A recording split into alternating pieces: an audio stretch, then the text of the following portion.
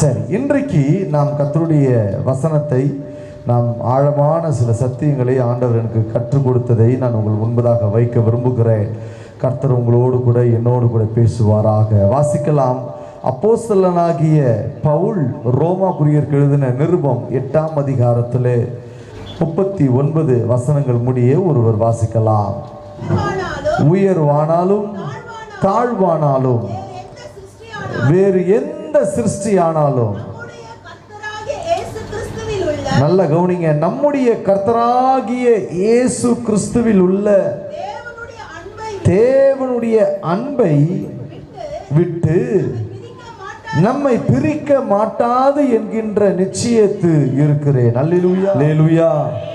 நீண்ட நெடிய வசனம், அதை படித்து முடிச்சாதான் அதனுடைய முழு பின்னணி நமக்கு தெரியும் என்பதனால் நான் வாசிக்க வைத்தேன். எனக்கு அன்பான கர்த்தருடைய பிள்ளைகளே, காலங்கள் அதிகமாய் உருண்டோடி கொண்டு தேவனுடைய வருகைக்கு முன்பதாக சபையானது ஆயத்தப்பட்டு கொண்டிருக்கிறது. காலங்கள் உருண்டோடி கொண்டு இயேசு கிறிஸ்து அதி சீக்கிரம் வரப்போகிற கடைசி நுனியிலே, அதாவது நொடி பொழுதுக்கு சபையானது அவருடைய வருகைக்காய் ஆயத்தமாகி எதிர்நோக்கி இருக்கிறதை நாம் அறிகிறோம். அதற்கு இன்றைக்கு காலங்களிலே நாம் பார்க்கிற அநேக செய்திகள் இன்றைக்கு நமக்கு கிட்டத்தட்ட தேவனுடைய தீர்க்கதரிசன வார்த்தைகள் நிறைவேறி வருகிறதை பார்க்க முடிகிறது. ஆனால் இதே காலகட்டத்திற்குள் சபை மக்கள் இன்றைக்கு வாழ்ந்து கொண்டிருக்கிற சில வாழ்க்கையும், சில ஆவிக்குரிய வாழ்க்கையில் இருக்கிறதான சில குறைபாடுகளையும் ஆண்டவர் அநேகருடைய வாழ்க்கையிலே பார்க்கும்படிக்கு கர்த்தர் கிருபை தருகிறார். அது நிமித்தமே சில வசனங்களை நாங்கள் சபையோடு கூட இணைந்து ஊழியத்தை செய்யும் பொழுது அந்த ஆவிக்குரிய வெளிப்பாடு வெளிச்சத்திற்குள்ளாக அவர்களை கொண்டு வரும்படிக்கு ஆண்டவர் வழி நடத்துகிறார். அல்லேலூயா. இன்றைக்கு சபைகள் என்பது, சபை விசுவாச மக்களுடைய வாழ்க்கை என்பது கிறிஸ்துவின் அன்பிலே நிலைத்து இருக்க முடியாமல், நல்லா கவனிங்க வார்த்தையை, கிறிஸ்துவின் அன்பிற்குள் வாழ முடியாமல் அல்லது கிறிஸ்துவனுடைய அன்புக்குள் வளர முடியாமல் சில ஆவிக்குரிய மந்த நிலையை பார்க்க முடியும். இன்றைக்கு கிறிஸ்தவர்களுடைய ஆவிக்குரிய வாழ்க்கையிலே, நல்லா கவனிங்க, ஆவிக்குரிய வாழ்க்கையிலே, வெளிப்புறமான வாழ்க்கை அல்ல, நமக்குள்ளே தேவன் ஊற்றினதான கிறிஸ்துவின் ஆவியினாலே நாம் பெற்றுக்கொண்டிருக்கிற ரட்சிப்பும் பரிசுத்தாவினுடைய நிறைவும் நமக்குள்ளே ஆண்டவர் வைத்த ஒரு நம்பிக்கையின் பேரில் கொடுத்திருக்கிறார். ஆமென் சொல்லுங்களேன். எதற்கு நீங்க ரட்சிக்கப்பட்டீங்கன்னு கேட்டா என்ன சொல்லுவீங்க? சொல்லுங்களேன், சும்மா தான் சொல்லுங்களேன். எதுக்குமா ரட்சிக்கப்பட்டீங்க, எப்படிமா ரட்சிக்கப்பட்டீங்கன்னு என்ன சொல்லுவீங்க? ரட்சிக்கப்படாத மாதிரி உட்காந்துருக்கிறீங்க. சொல்லுங்க வாய் திறந்து சத்தமா. எதுக்காக ரட்சிக்கப்பட்டீங்க? தெரியல. ஹலோ, உங்களுக்கு ஒரு ஆத்தும மீட்பை ஆண்டவர் கொடுக்கும்படிக்கு தான் நீங்கள் ரட்சிக்கப்பட்டிருக்கிறீர்கள். அழகாய் 1 யோவான் எழுதுகிறார், நித்திய ஜீவன் அளிப்பேன் என்பதே அவர் நமக்கு செய்த வாக்குத்தத்தம். அல்லேலூயா. நாம் ரட்சிக்கப்படுவதனுடைய நோக்கம் அவரோடு கூட யுகாயுகமாய் வாழ்ந்து அவரோடு கூட இருக்கும்படிக்கு தான் நாம் ரட்சிக்கப்பட்டிருக்கிறோம். நாம் ரட்சிக்கப்படுவதனுடைய நோக்கமே அவரோடு கூட வாழும்படிக்கு முன்னதாகவே நம்மை ஆயத்தப்படுத்துகிறார். என்ன ஆயத்தப்படுத்துகிறார் அப்படின்னா, உங்களுக்கு எளிமையாக புரிகிற மாதிரி சொல்கிறேன். இப்போ நம் தேசத்தில் இப்படி சட்டத்திட்டங்களுக்கு கீழ்ப்படிஞ்சு இருந்தால் தான் நாம் சிட்டிசன்களாக இருக்க முடியும். ஆதார் கார்டு இருக்கணும், ரேஷன் கார்டு இருக்கணும், அது இருக்கணும், இது இருக்கணும், சட்ட திட்டங்களுடைய மற்ற எல்லா காரியங்களுக்கும் நாம் உட்பட்டிருக்கணும். அதிகாரிகளுக்கும் அரசாங்கத்திற்கும் மற்ற எல்லா காரியத்துக்கும் கீழ்ப்படிஞ்சிருந்தால் தான் நாம் இந்த தேசத்தினுடைய பிரதிநிதி. ஆமாவா இல்லையா? அதே போலதான் பரலோகத்திற்கு போகும்பொழுது அது இந்த உலகத்திலே நாம் பார்த்து வாழ்கிற உலகமாய் அது இருக்காது. ஹலோ, நல்லா கவனிங்க. நாம் இந்த உலகத்தில் பார்த்து பழகுகிற, அனுபவித்து வாழ்கிற, கீழ்ப்படிந்து வாழ்கிற உலகம் போல அந்த உலகம் இருக்காது. அந்த உலகம் கிட்டத்தட்ட தேவனுடைய முழு ராஜ்யத்தின் முழு பிரசனத்தோடு முழு மகிமையோடு கூட நிறைந்திருக்கிறது ஒரு பரலோகம். அந்த இடத்துக்கு நம்ம போய் அவர் இருக்கிற இடத்துல அவரே தரிசித்து நாம் வாழப்போகிறபடினால், அவரை துதித்து ஆராதித்து அவரை நாம் அன்பு கூர்ந்து அவரோடு கூட நித்தியமாய் வாழப்போகிறபடினால், இங்க பூமியில இருக்கிற நமக்கு பாவ மன்னிப்பு கொடுத்துட்டு அவருடைய ஆவியை நமக்குள் வைத்து அவரை போல மாறுபடிக்கு ப்ராசஸ் பண்ணிட்டு இருக்கிறார். அளவு நல்லா நான் கொஞ்சம் டீப்பாக சொல்கிறேன், அப்போ தான் உங்களுக்கு புரியும் ஏன் நம்ம பரலோகத்துக்கு போக போகிறோன்றதெல்லாம் உங்களுக்கு அப்போ தான் புரியும். இங்கு பூமியிலே சபையிலே தேவன் ஒரு கூட்டமைப்பை உருவாக்கி இந்த சபைகளிலே ரட்சிக்கப்படுகிறவர்களை சேர்க்கிறார். சேர்க்கப்பட்டவர்களை ஞானசானத்தினாலே பரிசுத்த ஆவியினாலே வார்த்தையை அனுதினமும் அல்லது வாரந்தோறும் ஆண்டவர் உங்களுக்கு கொடுத்து கொண்டு பரலோகத்தினுடைய பிரதிநிதியாய் பரலோகத்தினுடைய பிள்ளைகளாய் நீங்கள் வாழ்ந்து சுகித்திருக்கும்படிக்கு தேவனோடவே இருக்கும்படிக்கு பூமியிலே ஆண்டவர் உங்களை உருவாக்கி கொண்டிருக்கிறார். அல்லேலூயா. புரிஞ்சுதான் சொன்னது? எதுக்காக ரட்சிக்கப்பட்டீங்க கேட்டால் உங்களுக்கு புரியுதா அர்த்தம்?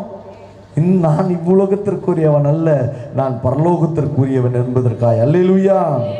இப்படி நாம் இந்த பரலோகத்திற்குரியவனாய் மாறும்படிக்காக தான் ஆண்டவர் நம்மை ரட்சித்து சபையிலே சேர்த்து விட்டார். சேர்க்கப்பட்ட நாம் இயேசுவினுடைய அன்பிலே களி கூர்ந்து பலப்பட்டு ஆவியிலே வளர்ந்து வர வேண்டிய நாம் இன்னைக்கு கிறிஸ்துவின் அன்பிலே கொஞ்சம் கொஞ்சமாய் கொஞ்சம் தளர்ந்து போயிருக்கிறதை பார்க்க முடிகிறது. அது எப்படி பிரதர் நீங்க சொல்றீங்க? நாங்கன்னா அப்படியா இருக்கிறோம். நாங்கள் பாருங்கள், நல்ல ஆவிக்குரிய சபையில் இருக்கிறோம், நல்ல வசனம் கேட்குறோம், நல்லா ஜெபிக்கிறோம், நாங்கள் நல்ல பாட்டு பாடுறோம், தேவனுடைய சபையை எப்பவுமே தேடுறோம், நாங்கள் வீட்டில் ஜெபம் பண்ணுறோம், உபவாசம் பண்ணுறோம், அதை பண்ணுறோம், இதை பண்ணுறோம், எல்லாம் செய்கிறோம் என்று சொல்லி அநேகர் சொல்லுகிறதை காட்டிலும் இன்றைக்கு உலகத்திலே அநேகருடைய வாழ்க்கை பல பேரை பார்க்கும் பொழுது அவர்கள் கிறிஸ்துவை போல பிரதிபலிக்கிறார்களான்னு கேட்டால் நிறைய பேருடைய வாழ்க்கையில இல்லை. தேவனுடைய அன்பிலே நிலைத்து இருக்க முடியாமல் சில காரியங்கள் நம்மை தடை செய்கிறதை பார்க்க முடியுது. நம்ம இப்போ அதை தான் பார்க்க போறோம். பவுல் சொல்லுகிறார், கிறிஸ்துவின் அன்பை விட்டு நம்மை பிரிப்பவன் யார்? அப்படி சொல்லிட்டு அதுக்கு பதில் அவரே சொல்லிட்டு வர்றாரு, உபத்திரவமோ வியாகுலமோ துன்பமோ பசியோ நிர்வாணமோ நாசமோசமோ பட்டயமோ இவைகள் எல்லாவற்றிலும் இருந்து எங்களை பிரிக்க மாட்டாது என்கின்ற தைரியத்தோடு நாங்கள் இருக்கிறோம் என்று சொல்லுகிறார். அல்லேலூயா, அல்லேலூயா. அப்போ இந்த காரியங்கள் எல்லாம் ஏதோ ஒரு விதத்துல நம்மளை டிஸ்டர்ப் பண்ணுது. ஹலோ, நல்லா கவனிங்க. சின்ன போராட்டம், பாடுகள், வேதனைகள், கண்ணீர்கள், தோல்விகள், ஏமாற்றங்கள், இழப்புகள் இதெல்லாம் வரும்பொழுது சில நேரத்தில் ஆண்டவரே என்னை என்னை மறந்துட்டீங்களா, என்னை நீங்க நேசிக்கிறீங்களா, ஏன் எனக்கு இப்படிப்பட்ட காரியத்தை அனுமதிக்கிறீங்க, ஏன் வாழ்க்கையில் இப்படிப்பட்ட சோதனை வருது என்பதை நாம் கிறிஸ்துவினுடைய அன்பை சந்தேகிக்கும்படிக்கு நாம் விடுகிறோம். எல்லாம் என்னை பார்க்கணும். சில நேரத்தில் எங்கு சந்தேகம் வருகிறதோ, எங்கு விசுவாச குறைவு வருகிறதோ அங்கு கிறிஸ்துவினுடைய அன்பு குறைய ஆரம்பித்து விடும். பவுல் சொல்றாரு பாருங்க, நம்மை விட அதிகமாய் கிறிஸ்துவின் மீது கிறிஸ்துவுக்காக வாழ்ந்து காண்பித்து அநேக ஆவிக்குரிய சத்தியங்களை ஆவியான துணையோடு கூட எழுதின பவுல் சொல்றாரு, எனக்கு ஒரு நம்பிக்கை இருக்கிறது, பல நேரங்களிலே என்னை கிறிஸ்துவின் அன்பிலிருந்து பிரிப்பதற்காக பல பிரச்சனைகள் வந்த போதிலும் கூட என்னை பிரிக்க முடியவில்லை சொன்னார் இல்லையா? உபத்திரவம், வியாகுலம், துன்பம், பசி. ஒருவேளை சாப்பாடு நம்ம வீட்டில் சாப்பாடு உழவைக்கிறதுக்கு கையில் காசு இல்லை, பணம் இல்லை, அரிசி இல்லைனாலும் நம்ம எவ்வளோ யோசிக்கிறோம். ஆண்டவரே என்ன பசியாக விட்டீங்களா, ஏன் ஆண்டவரே என் பிள்ளைங்களுக்கு சாப்பாடு இல்லை, எங்களுக்கு சாப்பாடு இல்லை யோசிக்கிறோம் இல்லையா? ஆனால் அந்த நேரத்தில் கூட பசி வந்தாலும் சரி,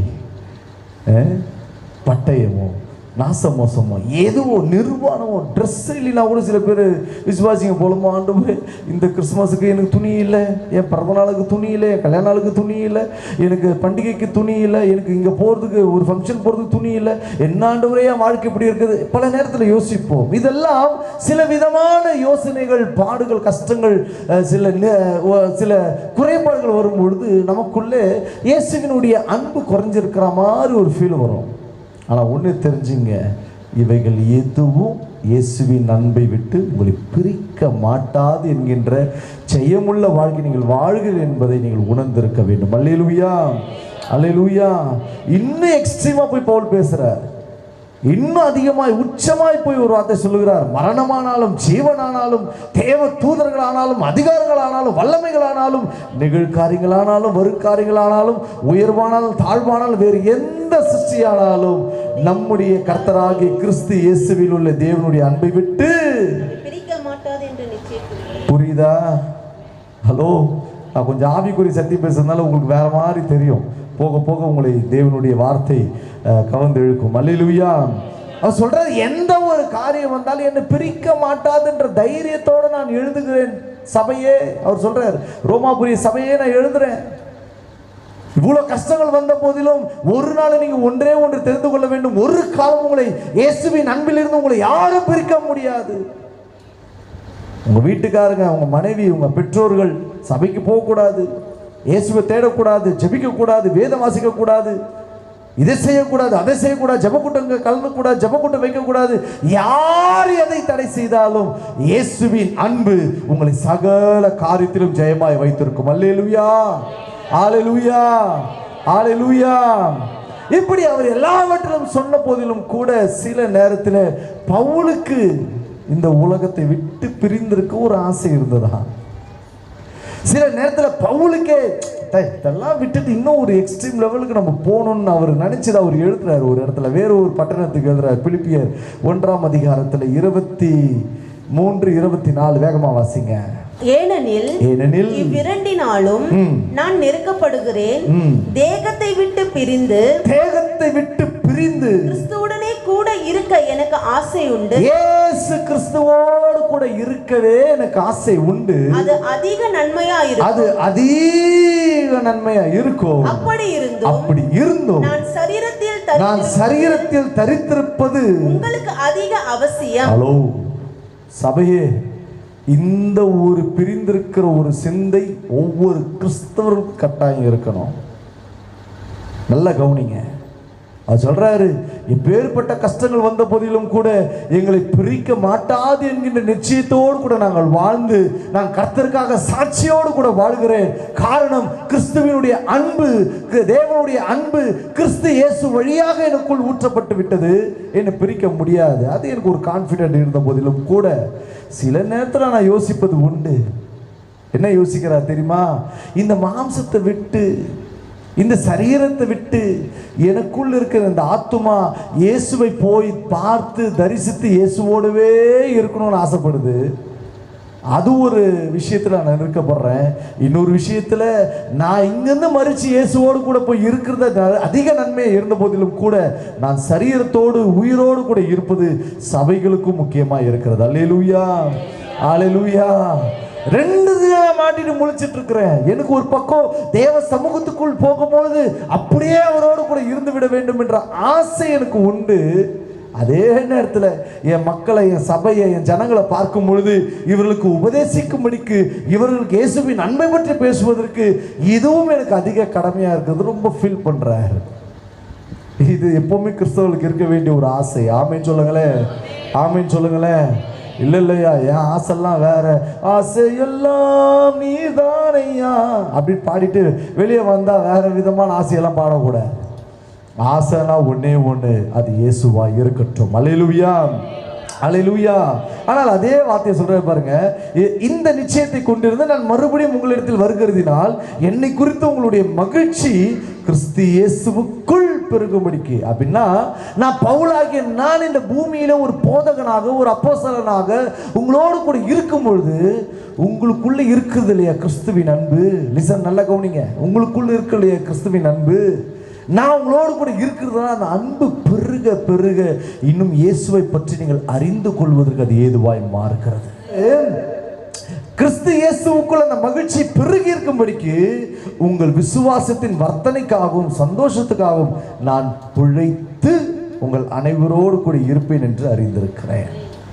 இதுதான் ஊழியக்காரனுடைய மனநிலை. ஹலோ, ஒவ்வொரு ஊழியக்காரங்க ஏன் என்ன பண்ணுறாங்க அப்படின்னா, இன்றைக்கு தம்முடைய ஜனங்களுக்காக இந்த ஒரு காரியத்துக்காக தான் அவர்கள் எல்லாமே உங்களுக்குள் இருந்து பலத்த கிரியைகளை செய்து கொண்டே இருக்கிறார்கள். ஊழியக்காரர்களை ஏன் ஆண்டவர் சபைக்கு வச்சிருக்கிறாரு? ஏன் நீங்கள் ரட்சிக்கப்பட்ட உடனே நம்ம எல்லாமே எடுத்துக்கொள்ளப்பட்டிருக்கலாமே, ஏன் ஆண்டவர் பூமியில் வச்சிருக்கிறார் அப்படின்னா, இன்னும் பரலோகம் விரும்புகிற வண்ணத்திற்கு, பரலோகம் எதிர்பார்க்கிற செயல்பாடுகளுக்கு, விருப்பங்களுக்கு நாம் வணைந்து வளர்ந்து நின்று பரலோகத்திற்கு எடுத்துக்கொள்ளப்படுகிற நாள் வரைக்கும் சபைக்குள்ளே நாம் இருந்து வளர வேண்டும். புரியுதா, புரியலையா? சத்தமா அல்லேலூயா. அதுக்கு தான் சபை நடக்குது. இல்லைன்னா என்றைக்கும் ஆண்டவர் சபையை தம்முடைய மகிமையில் எடுத்திருப்பார். அல்லேலூயா. ஆனால் இன்றைக்கும் சொல்லுகிறேன், சீக்கிரமா இயேசு வரப்போகிறார். தம்முடைய சபையை, தம்முடைய மனவாட்டியை, தம்முடைய பிள்ளைகளை அவர் தம்மோடு கூட வைத்துக் கொள்ளும்படிக்கு அழைத்து செல்ல போகிறார். அல்லேலூயா. சரி, இப்படி தேவனுடைய அன்பை விட்டு நம்மை பிரிக்க மாட்டாது என்ற தைரியத்தோடு கூட நாம் வாழுகிறோம். பவுல் தான் சொல்றார், நான் ஒரு கான்ஃபிடென்ட்டா இருக்கிற பிரதர், எனக்குள்ள இருக்கிற அந்த அசாத்திய அந்த தைரியம் என்பது ஏசப்பாவோட அன்பிலிருந்து என்ன பிரிக்க முடியாதுங்க. அப்போ ஏதோ ஒரு விதத்துல நம்மை பிரிப்பதற்கு சத்துருவும் சில வேலைகளை செய்வான். நம்ம இப்போ அதை தான் கொஞ்சம் காண்பித்து கொடுத்து விட்டு சில ஆவிக்குரிய அனுபவங்களோடு கூட உங்களை பொருத்தி கொள்ள தேவன் பேசுவாராக. அல்லேலூயா. சில நேரங்களிலே ஏசப்பாவின் அன்பிலிருந்து நம்மளை பிரித்து விடும்படிக்கு சில காரியங்களை சத்துரு எழுப்புவான். சபைக்கு ஏன் லேட்டாக வரும், சபையை ஏன் மதிக்க மாற்றோம், சபையினுடைய ஒழுங்குக்குள்ள நாம் ஏன் செயல்பட மாற்றோம் என்கின்ற எல்லா காரியத்தையும் இந்த வசனத்திற்குள்ளாய் நான் கொண்டு வர விரும்புகிறேன். முதல் காரியத்தை பார்ப்போம். கிறிஸ்துவின் அன்பை விட்டு நம்மை பிரிக்க பார்க்கிற முதல் காரியம் எது? எந்த காரியம் என்னை கிறிஸ்துவின் அன்பிலிருந்து மெல்ல மெல்ல குறைத்து குறைத்து குறைத்து நான் கிறிஸ்துவை விட்டு தூரம் போவதற்கு என்னை நடத்தி கொண்டிருக்கிற என்னுடைய பலவீனம் எது, என்னுடைய சுய காரியம் எது, சுய நீதி எது என்பதை குறித்து நான் பேச விரும்புகிறேன். முதல் காரியத்தை வாசிக்கலாம். அப்போஸ்தலனாகிய யோவான் எழுதின 1 யோவான் சுவிசேஷ புத்தகம் 2ஆம் அதிகாரத்திலே 18ஆம் வசனம் 19ஆம் வசனத்தை வாசிக்கலாம். பிள்ளைகளே, அந்தி கிறிஸ்து வருகிறான் என்று நீங்கள் கேள்விப்பட்டபடி இப்பொழுதும் அநேக அந்தி கிறிஸ்துகள் இருக்கிறார்கள். அநேக அந்தி கிறிஸ்துக்கள் இருக்கிறார்கள். அதனாலே கடைசி காலம் என்று அறிகிறோம். அவர்கள் நம்மை விட்டு பிரிந்து போனார்கள். ஆகிலும் அவர்கள் நம்முடையவர்களாய் இருக்கவில்லை. நம்முடையவர்களாய் இருந்தார்களானால் நம்முடனே நிலைத்திருப்பார்களே. எல்லாரும் நம்முடையவர்கள் அல்லவென்று வெளியாகும்படிக்கே பிரிந்து போனார்கள். போதும். இங்கு வேதம் சொல்லுகிறது, யோவான் ஒரு லெட்டர் எழுதுறார். அதுல அவர் சொல்லுகிறார், எழுதிட்டு மீதி பேர் என்னை பாருங்க. அவர் எழுதிட்டு ஒரு காரியத்தை சொல்றாரு, பிள்ளைகளே, இது கடைசி காலமா இருக்கிறபடினால் அந்தி கிறிஸ்துக்களை குறித்து நீங்க பேசிட்டு இருக்கிறீங்க. ஆனா நான் உங்களுக்கு ஒன்று சொல்றேன், அந்தி கிறிஸ்துலாம் ஒருத்தன் இருக்கிறான்றதெல்லாம் இந்த காலத்திலையும் இருக்கிறான்றதெல்லாம் உண்மைதான். ஆகிலும் சில நேரங்களிலே அதனாலே நம்மை விட்டு சில பேர் பிரிந்து போகும்படிக்கு சில காரியங்களை முன்னெடுப்பார்கள்.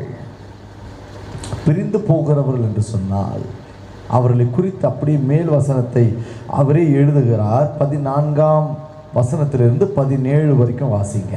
பிதாக்களே, ஆதி முதலாய் இருக்கிறவரை நீங்கள் அறிந்திருக்கிறதினாலே உங்களுக்கு எழுதுகிறேன். வாலிபரே, நீங்கள் பலவான்களாய் இருக்கிறதினாலும் தேவ வசனம் உங்களில் நிலைத்திருக்கிறதினாலும் நீங்கள் பொல்லாங்கனை ஜெயித்ததினாலும் உங்களுக்கு எழுதுகிறேன்.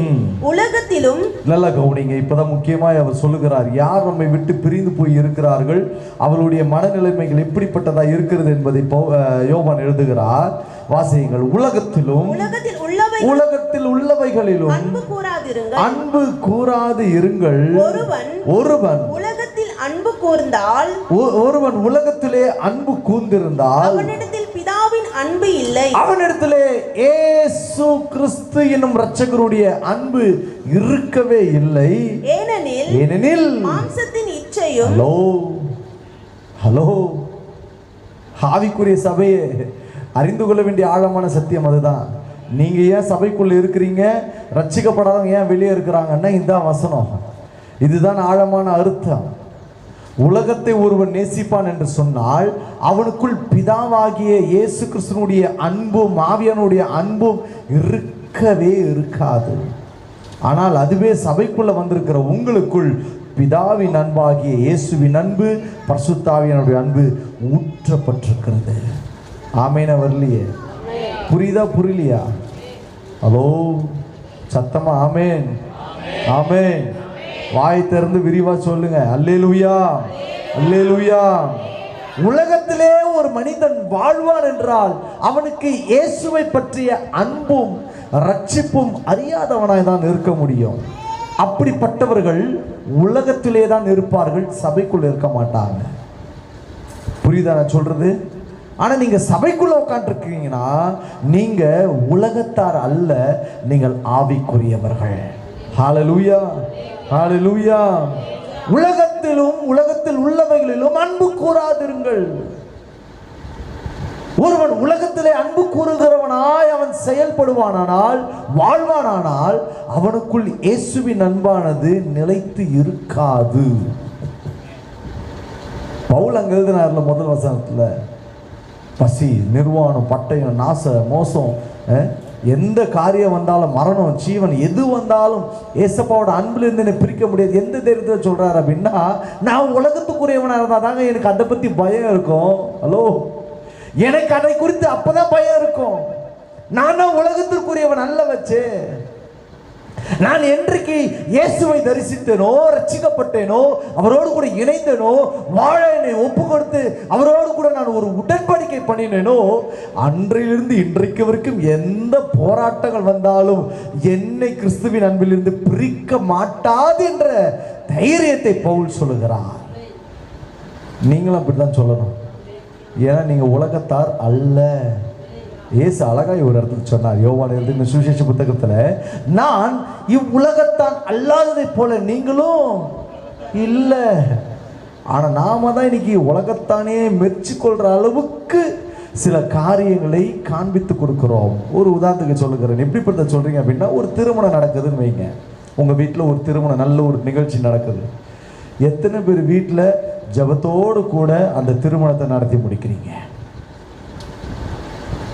இன்றைக்கு அநேக கிறிஸ்தவ மக்கள் மத்தியிலே உலக பிரசித்தி பெற்ற டிஜேக்கள், கச்சேரிகள், அது இது என்னென்னவோ பண்ணி கலர் லைட் ஏதோ போட்டுக்கிட்டு ரொம்ப ஆடம்பரமான திருமணத்தை ஆவிக்குரியவர்களுடைய கல்யாணத்தில் நடத்துகிறார்கள்.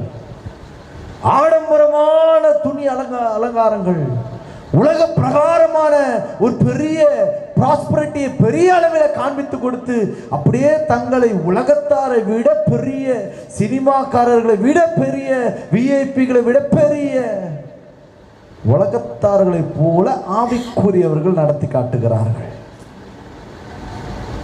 நீங்க உலகத்தானா இல்லை, நீங்க கிறிஸ்துக்குள்ள இருக்கிறீங்கன்னா உங்க கல்யாணத்துல கிறிஸ்துவினுடைய பரிசுத்த அலங்கரிப்பு இருந்து கொண்டே இருக்கும். அல்லேலூயா. அழகாய் நடக்கும் கல்யாணமே. அதை பார்க்கும்போது உள்ள நுழையும் பொழுதே தேவ சமூகத்தோடு கூட நுழையிற மாதிரி ஒரு ஃபீல் இருக்கும். இந்த பிள்ளைகளை ஆசீர்வதிக்க பரலோகம் இறங்கி இருக்கும். உள்ள போனா ஒரே இரைச்சல் சத்தம். என்ன மேக்கப், என்ன அலங்கரிப்பு, என்ன ட்ரெஸ்ஸிங், என்ன காஸ்டியூம், என்ன ஒரு மேக்கப், எல்லாமே ஆடம்பரம். ஒரு அளவுக்கு தாங்க எல்லாமே போடணும். உலகத்தா மாதிரி என்னென்னவோ பண்ணிட்டு, நானும் ஆண்டவருக்குள்ளே இருந்து, நாங்களும் ஆண்டவருக்கு தயவுனால, வசனம் வேற, அதுக்கு வேற, இயேசுவினுடைய இது கர்த்தரால் வந்த காரியம் எல்லாம் போட்டுக்கிட்டு பார்த்தீங்கன்னா உங்க காரியத்தை பண்றீங்க. அப்பனா நீங்க உலகத்திலே அன்பு கூர்ந்து உலகத்தாருக்காகவே நீங்கள் கவர்ச்சிகளை காட்டுகிறீர்கள். ஒரு திருமணம் என்பது தேவனுடைய சமூகம் கடந்து வருவதற்கு முழுமையா இந்த பிள்ளைகள் எதிர்காலத்திலே சீரும் சிறப்புமாய் ஆசீர்வாதமாய் வாழ்வதற்கு அந்த திருமணத்திலே தேவனுடைய மகிமை காண்பிக்க தவறுகிறார்கள் அநேக கிறிஸ்தவர்கள். அப்பனா உங்ககிட்ட உலகம் இருக்குதுன்னு அர்த்தம். ஆனால் இயேசுவின் அன்பு எனக்குள்ளே இருக்குமானால் உலகத்திலே நான் அன்பு கூற மாட்டேன், உலகத்திலே இருக்கிறவைகளை நான் அதிகமாய் விரும்ப மாட்டேன். இயேசு கிறிஸ்துவானவரை பிரியப்படுத்தவே நான் சகல காரியத்தையும் நல்லொழுக்கமாய், சகலத்தையும் நல்லொழுக்கம் கிரமமாய் செய்வதற்கு என்னை குடும்பமாய் அர்ப்பணித்திருப்பேன். கிறிஸ்துவின் அன்பு உங்களுக்குள்ளே இருக்குமானால் உலகத்தினுடைய ஃபேஷன் உள்ள இருக்காது. கிறிஸ்துவை குறித்ததான பேஷன் மட்டுமே இருக்கும். ஃபேஷன் வேற, பேஷன் வேற. புரிந்து கொள்ளுங்கள் விசுவாசியே. நீங்கள் இயேசுவை பற்றி கொண்டு இருக்கிறது தான் பேஷன். இயேசுவை தள்ளி வைப்பது ஃபேஷன். புரிந்து கொள்ளுங்கள். சில நேரத்திலே விசுவாசிகள் கிறிஸ்துவின் அன்பிலே நாங்கள் இருக்கிறோம் ஐயா, கிறிஸ்துவின் அன்பு, கிறிஸ்துவுக்காக தான் வாழுகிறோம், செயல்படுகிறோம் எல்லாம் சொல்றீங்க, ரொம்ப சந்தோஷம். ஆனால் உலகத்தில் இருக்கிற எதையும் ஆவிக்குரிய வாழ்க்கையில் புகுத்தி அதை சீரழிக்காதபடிக்கு எச்சரிக்கையாயிருங்கள். ஹல்லேலூயா. ஏனென்றால் இந்த உலகத்தினுடைய பார்வை எப்படி இருக்கும், இந்த உலகத்தினுடைய அன்பு எப்படியா இருக்கும், இந்த உலகத்தினுடைய கவர்ச்சி எவ்விதமா இருக்கும் என்று யோவான் 2000 ஆண்டுகளுக்கு முன்னதாகவே எழுதுகிறார். அது கீழ் வசனத்தை வாசியுங்கள். உலகத்திலும் உலகத்தில் உள்ளவைகளிலும் அன்பு கூறாது இருங்கள். ஒருவன் உலகத்திலே அன்பு கூறுவானானால் அவரிடத்தில் பிதாவின் அன்பு இருக்கவே இருக்காது. ஏனெனில் மாம்சத்தின் இச்சை, கண்களின் இச்சை, ஜீவனத்தின் பெருமை, உள்ளவைகள் எல்லாம் பிதாவினால் உண்டானவைகள் அல்ல. அம்மா அவைகள் ஐயா கொஞ்சம் கவனிங்க. என்ன சொல்றாரு? கிறிஸ்துவின் அன்பு எனக்குள்ளே இருக்குமானால் இந்த கண்களின் இச்சை, மாம்சத்தின் இச்சை, ஜீவனத்தின் பெருமை இதெல்லாம் வராம இயேசு கிறிஸ்துவை நேசிப்பதினால் வருகிற அந்த அன்பினாலே வருகிற தேவனுடைய பரிசுத்தமும் நீதியுமே வெளிப்பட்டு கொண்டே இருக்கும். அல்லேலூயா, ஹalleluya.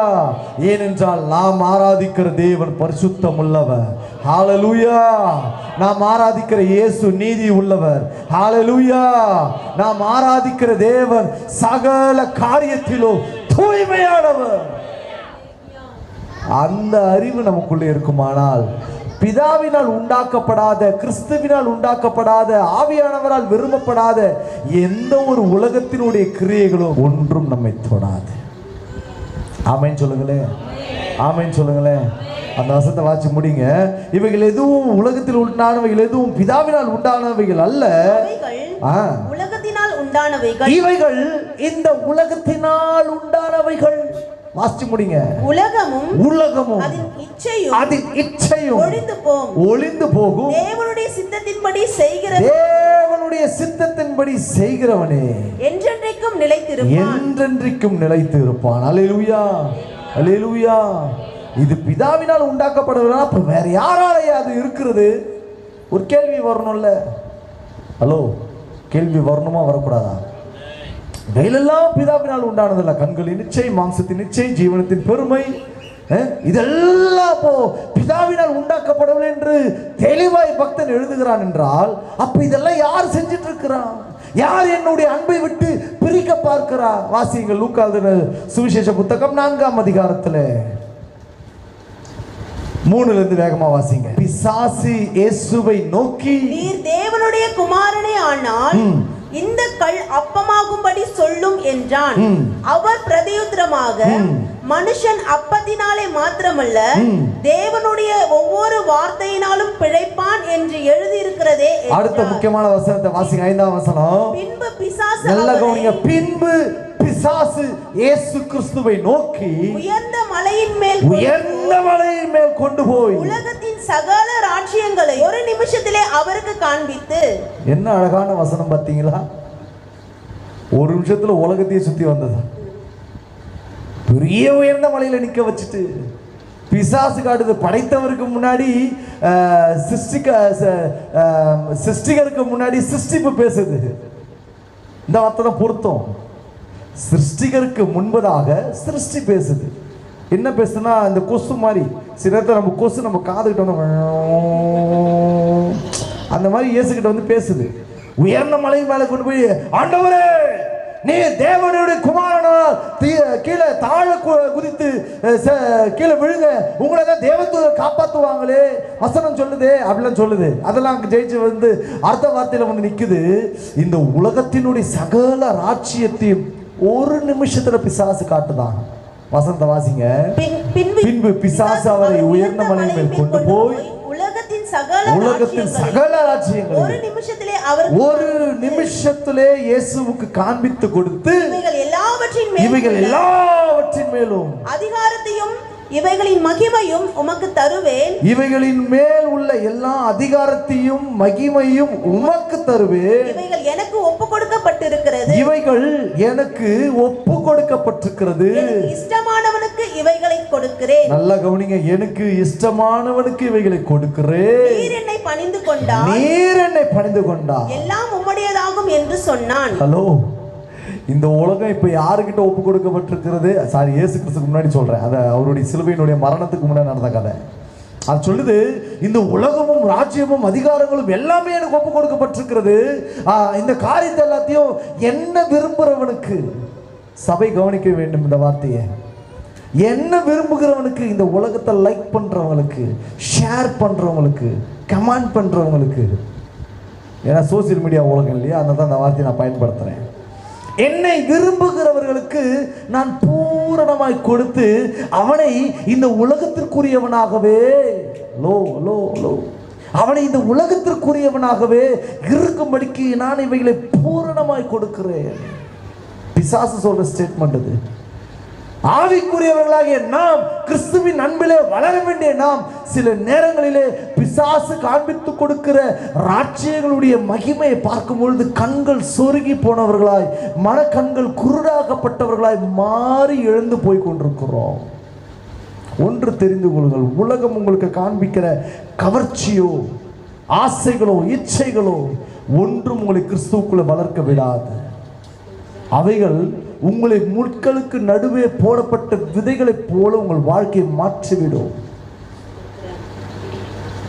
அநேகருடைய வாழ்க்கையிலே இன்றைக்கு கிறிஸ்துவுக்குள்ள வளர வேண்டும் என்று விரும்புகிறேன் பிரதர், ஆகிலும் என்னால் விரும்ப முடியாமல் ஏதோ ஒரு பாவம், ஏதோ ஒரு ரகசிய பாவம், ஏதோ ஒரு தடை, ஏதோ ஒரு பின்னடைவு எனக்குள் இருந்து கொண்டு இயேசுவின் அன்புக்குள் நான் பூரணப்பட விடாதபடிக்கு தடை செய்கிறதை நான் பார்க்கிறேன் பிரதர். ஏதோ ஒரு இடத்துல உலகம் இருக்குன்னு அர்த்தம். நான் குற்றப்படுத்தலை, தப்பா எடுத்துக்காதீங்க, யாரையும் நான் குற்றப்படுத்தலை. அவரவர்களுடைய தனிப்பட்ட வாழ்க்கை அவரவர்களுக்கும் தேவனுக்கும் அறிந்தது. அல்லேலூயா, ஹல்லேலூயா. நான் சபையை கிறிஸ்துவின் அன்பிற்குள் கூட்டி சேர்க்கும்படிக்கு ஆண்டவர் விரும்புகிறதை நான் பேசிக் கொண்டிருக்கிறேன். புரிந்து கொள்ளுங்கள். அநேகருடைய இருதயத்திலே உலகத்தினுடைய கவர்ச்சி, உலகத்தினுடைய ஆசைகள், உலகத்தினுடைய இச்சைகள், மனிதர்களுடைய பழக்கங்கள், மனிதர்கள் காண்பித்து கொடுக்கிற துன்மார்க்க கிரியைகள், அநீதிகள், மனிதர்கள் நமக்கு கற்றுக் கொடுக்கிற பல தவறான காரியங்கள், சொல்லப்போன கெட்டுப்போன கள்ள உபதேசங்கள் கூட, இவைகள் எல்லாம் கிறிஸ்துவின் அன்பிலிருந்து நம்மளை டைவர்ட் பண்ணி திருப்பி கொண்டே வருகிறது. இந்த கடைசி நாட்கள் ஆண்டவர் பேசுகிறது ஒன்றுதான். பிதாக்களை, நீங்கள் ஆதி முதல் அறிந்திருக்கிறவரை நீங்கள் அறிந்திருக்கிறதுனால் நான் உங்களுக்கு எழுதுகிறேன். வாலிபரை, நீங்கள் பொல்லாங்கனை ஜெயித்ததினால் உங்களுக்கு எழுதுகிறேன். எவ்வளோ கான்ஃபிடென்ட்டாக எழுதிட்டு வரவர் சொல்கிறாரு. அவர்களெல்லாம் நம்மை விட்டு பிரிந்து போனார்களாக்கும். அல்லேலூயா, அல்லேலூயா. சில உறவுகளை ஆண்டவர் நம்மோடு கூட இருக்காதபடிக்கு பிரித்து வைப்பார். நல்லா புரிந்து கொள்ளுங்கள். இந்த சத்தியம் நிறைய பேருக்கு தெரிய மாட்டேங்குது. ஆண்டவர் சேர்க்க விரும்பாத எந்த ஒரு நபரையும் நம்மோடு கூட தேவன் அனுமதிக்கவே மாட்டார். நீங்க தான் நீங்களாகவே முடிவு செய்து அவர்களை எப்படி என்னால் விட்டு விட முடியும், அவர்கள் இல்லாமல் எப்படி என்னால் வாழ முடியும், அவர்கள் இல்லாமல் எப்படி என்னால் இருக்க முடியும், அவர்கள் இல்லாமல் இதை எப்படி என்னால் செய்ய முடியும் என்று உங்களை நீங்களே நிர்பந்தப்படுத்தி கொண்டு யாரோடு கூட நீங்கள் இருக்கிறீர்களோ அது உலகம். அவர்கள் உங்களை கிறிஸ்துவுக்குள் வளர விட மாட்டார்கள். அவர்கள் உங்களை அன்புக்குள், கிறிஸ்துவின் அன்புக்குள் வளர விடாதபடிக்கு தடைக்கற்களாகவே இருந்து கொண்டிருப்பார்கள். அப்போ சில பேரை ஆண்டவர் பிரித்து வைப்பார். யோவான் அதான் எழுதுறாரு, அந்த மேல வசனத்தை வாசிங்க. 1 யோவான் 2ஆம் அதிகாரம் 19ஆம் வசனம் வாசிங்க. அவைகள் நம்மை விட்டு பிரிந்து போனார்கள். நல்ல கவனிங்க. இந்த உலகத்தினுடைய சுபாவத்தை கொண்டவர்கள், உலகத்தார்கள், சொந்த உறவுகள், இயேசுவை அறிய விரும்ப முடியாமல் அல்லது இயேசுவுக்குள் வாழ விருப்பம் இல்லாத இவர்கள் நம்மை விட்டு பிரிந்து போனார்கள். ஆகிலும் அவர்கள் நம்முடையவர்களா இருக்கவில்லை. ஹலோ, அவர்கள் நம்முடையவர்களாக அப்படின்னா என்னன்னா, உங்க பரிசுத்த ஆவியானவருக்கும் அசுத்த ஆவிக்கும் ஒத்து வராதுன்னு அர்த்தம். எத்தனை பேருக்கு விளங்குது? சில குடும்ப உறவுகளை ஆண்டவர் தள்ளி வைப்பார். காரணம், உங்களை தேவன் தூய்மையான வழியிலே, பரிசுத்தமான வழியிலே, நீதியான வழியிலே, தேவனுக்கு பிரியமான வழியிலே உங்களை உருவாக்கி கொண்டு வருகிற தேவனுக்கு உங்கள் மீது கண்ணை வைத்து உங்களுக்கு ஆலோசனை சொல்லி உங்களுக்கான பாதை காண்பித்து கொண்டு பாதை அமைத்து கொண்டு வருகிற தேவன் உங்களோடு கூட அவர்கள் நடந்து வரக்கூடாது என்பதில் அவர் தெளிவாக இருந்து அவர்களுடைய உலகத்தை தேவன் பார்த்து அருவருத்து அவர்களை ஒதுக்கி வைப்பார். நிறைய பேர் என்ன நினைப்பாங்கன்னா, அவங்க வந்துட்டு எனக்கு எவ்வளோ ஹெல்ப் பண்ணாங்க தெரியுமா, அவங்க வந்து எனக்கு எவ்வளோ ஒரு பக்கபலமாக இருந்தாங்க தெரியுமா, எனக்கு ஒரு பெரிய பேக் போனாக இருந்தாங்க, எல்லாவற்றிலும் ஒரு சப்போர்ட்டாக இருந்தாங்க, சகல காரியத்திலும் துடிச்சுக்கிட்டு ஓடி வருவாங்க. ஆனால் அவங்க இன்னைக்கு பேசாமல் இன்னைக்கு அவங்க நம்மளை விட்டு தள்ளி இருக்கிறதாலே வேதனையாக இருக்குது. சந்தோஷப்படு. தேவன் அனுமதிக்காத ஒரு நபரையும் கர்த்தர் உன்னோடு கூட வைக்கவே மாட்டார். ஆமென் சொல்லுங்க, வாய் திறந்து ஆமென் சொல்லுங்க. தேவன் அனுமதிக்காத உலகத்தானே ஆண்டவர் உங்களோடு கூட பழக விட மாட்டார். தேவன் அனுமதிக்காத விரும்பாத ஒரு நபரையும் உங்கள் குடும்பத்தினுடைய நபராக, உறவாக, நண்பராக, சமூகமாக யாரையும் தேவன் சேர்க்கவே மாட்டார். ஏனென்றால் நீங்கள் கிறிஸ்துவின் அன்பிலே நாளுக்கு நாள் வளர்ந்து கொண்டே வருகிறவர். அல்லேலூயா, ஹalleluya. அதேதான் அவர் அங்க சொல்றாரு. இப்ப மறுபடியும் அந்த வசனத்துக்கு வந்துருங்க. 1 யோவான் 2ஆம் அதிகாரத்துல 14 ஆமா அந்த மேல வசனம் வாசிங்க. 17 வாசிங்க. உலகமும் அதன் இச்சையும் ஒழிந்து போகும். அதன் இச்சைகள், நல்ல கவனிங்க, இந்த வசனம் ரொம்ப முக்கியமான வசனம். இப்படிப்பட்ட உலகம் நிறைந்த அந்த மனிதர்களை ஆண்டவர் ஒதுக்கி வைப்பார்கள்.